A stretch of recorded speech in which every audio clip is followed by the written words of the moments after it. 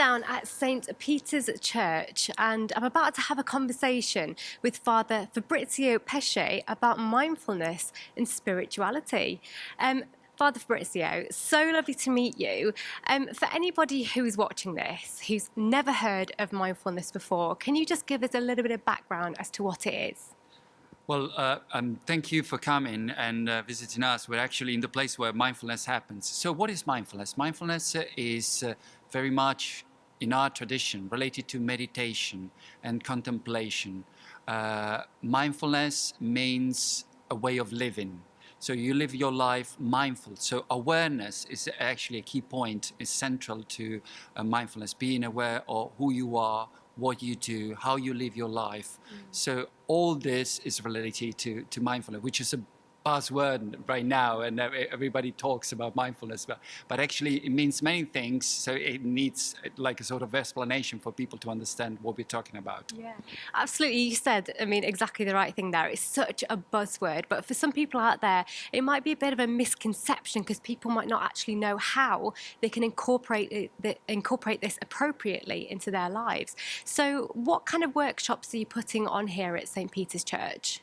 Yes, well, the kind of mindfulness we promote, again, is a way of living, because mindfulness is not just a therapy for us. It's not something that we do to fix people's life. It's not a pill. I'll give you a couple of pills of mindfulness and you're going to be fixed and you're fine for a couple of years. That's not the idea. The idea is promote mindfulness as a way of living. That's why we promote mindfulness from the different traditions. Religious traditions, Christian, Buddhist, and Hindu, concentrating them in what is called awareness. So letting people open up to what is life, understanding, and meditating, which means very much getting to the idea that your body and your mind are not separate things, they're united. So it started with that simple point of breathing exercises, the exercises, how understanding the importance of silence. So the workshops some of them are related to the creative way of using music, or using those simple exercises, of using writing, creative writing and mindfulness. How can I access my inner life? Because mindfulness is very much, answering back your question again, is about your inner life. So which is the best treasure we have. It's not our failures or our successes in the world, but actually our inner life is the source of our strength.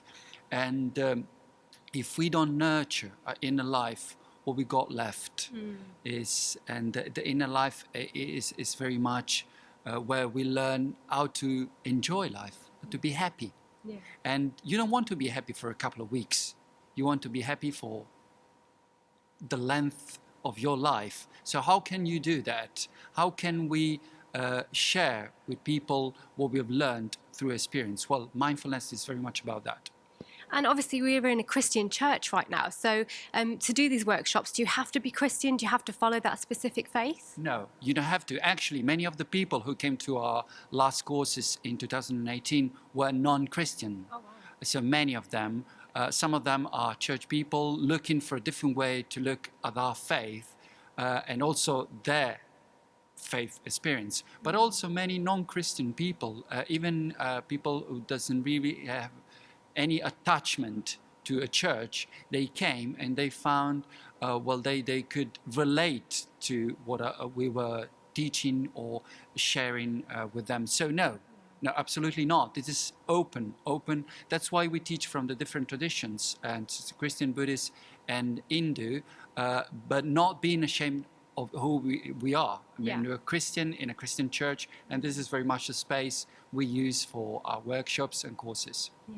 And sorry, talking about that as well, I've got a couple of different courses here that are being put on at St. Peter's. So it's not just one mindfulness or spirituality course. You've got, like you said, creative writing. You've even got mindfulness in food as well, mindfulness in eating. So yes. What's the reason for having so much variety? Well, I think, again, is we are trying to I think one important thing for the Church of England, and this is our point of view, is very much to respond to the needs of the local community, not just paying attention to what we think they need, but to listen to them and to really deeply paying attention to what they need. And I think there is a huge need for mindfulness in terms of looking after your inner life and also understanding who we are. I mean, the true self. So how can we do that? Well, let's do it. I said, well, let's do it creatively, building a team of people who are passionate, like me, about mindfulness. And well, some of them are writers, like Elise Valmorbida. She's coming here for another event, but she's very, very fond of this church. Or Pablo Urbina, who is the director of music, the London City Orchestra. And well, some of them are very Christian. Some of them are not, but we share this passion about mindfulness, and we said, so how can we do it creatively? When Margarita will do the mindful eating, how can again relate to the way you eat and the way you respect, you care for your inner life? Well, that's a true challenge, especially nowadays with all the problems related to obesity, anxiety, and stress and all this, because obviously we're not denying the healing side of mindfulness. It's huge, and we've seen that people come in here because they suffer from panic attacks, and some of them at the end of the course said, well, now I know how to cope with my panic attacks. Or I know how to cope with my anxiety, with my depression. And it's wonderful because it's not the main goal of what we do. The main goal of what we do is to promote mindfulness as a way of living. But the reality is that, well, there is an healing side of it, therapeutical. But I don't want to stress that too much, because I think we're not selling the therapy. We don't want to do that. There is someone else doing that, so we're glad they're doing it. But it's very much promoting this for the local community as a way of living. So it's amazing how, people are able to do this course and they don't have to pay so much money to take part. But how is this funded, and how can people help support this cause as well? Thank you for asking this, because it's so important. So now it's through donations. So we had the opportunity to start with the center because we had a quite good donation, and we're very thankful for that. But now we need to keep it running. And the way is through donations or fundraising. That's what we're doing. So people can donate directly to the center, speaking to me or to the office, but also helping us with more awareness about this. So let's say with the charities at the moment, we're running a survey. The survey is very useful because it helps us to show that there is a need. So when we fill in an application, well, we tell them there's a real need. So it's important for the charities or the NHS, if they want to take part, they want to be nominated charities and be able to send their patients or customers, well, to help us with the survey. That's very important. But I would say that what's important now is to raise awareness of this, and maybe people would donate more and allow us to keep this accessible to anyone. And what kind of age group is this for? Can kids get involved as well? Well, yes, of course. Pablo is going to run a workshop for children from 5 to 11 years old. So that will be very interesting. And it's called Unlocking the Power of Music. Fascinating. It's going to be at the beginning of March. But also, to be honest, we got a quite good variety of people. So young couples, and also elderly people, retired people. So it's a mixed. Well, some young students from secondary schools as well, because they, unfortunately, as we know, but for the pressure sometimes in school, they suffer from panic attacks or stress or anxiety. It's a shame. It's a shame, but that's the reality we live in. So yes, some of them come from schools as well. The thing is, we're still working on that particular, because it's a special one for teenagers. Let's say that the main audience is now young couples with children, so young families with children and elderly people mainly. But we have project for kids as well and for teenagers. With mindfulness and with it being such a buzzword, a lot of people see this as a very lucrative business, maybe something that's not accessible for them. So for the people out there that are thinking of taking part, how much do the courses cost and how long do they run for as well? Well, that's a great point, and it's actually one of the main goals for this Center for Mindfulness and Spirituality, to make it accessible to the local community. We say mindfulness is for everyone.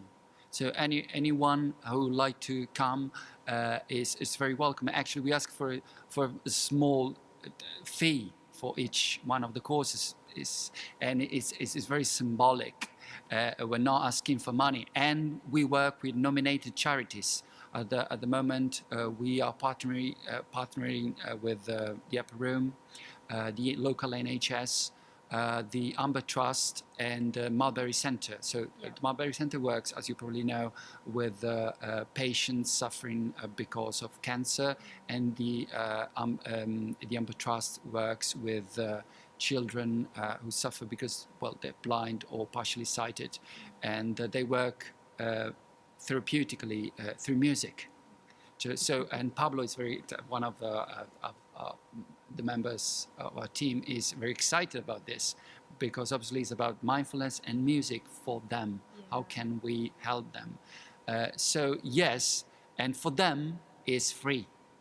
Okay. Because we think that the mindfulness world went a little bit crazy and too expensive, to be honest, and we want to subsidize the courses and the workshops in order to make it accessible to anyone, to everyone, because this is for the local community. It's not to make money. It is a non-profit activity. So we're very happy to, and we're actually working on fundraising the center in order to make it accessible to the local community, but also to keep it running this way. So to keep the fees at a very low level, and that will allow everyone to join in and to take advantage of the courses. Exactly.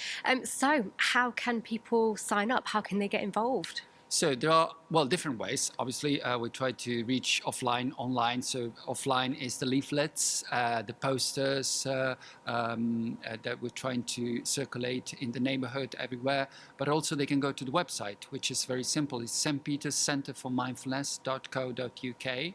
And they can go and they go to courses and booking and courses, and they can sign up for any of the course or courses or workshops we have. So it's very simple, straightforward. Or you can just come here and go to the parish office, and they can sign up for any of the courses. Amazing. And how long are these courses running for? Are they throughout the year? Yes, that's the idea. So we just launched the website a couple of months ago, but also many courses and workshops. They're usually 4-week or 8-week courses, and but the idea is to run them during the whole year, and well, offering as much as we can. Yeah. Well, Father Fabrizio, I think it's absolutely fantastic what you guys are doing, and I'm sure a lot of people in the local community will be taking advantage of this as well. Well, I hope so, and I hope we can gain some visibility in the local community in order to get people to know who we are, what we do, and what we're offering. It's very much a service for everyone, and so we're happy to host and to receive as much as we can. So thank you very much for coming and for helping us in this mission.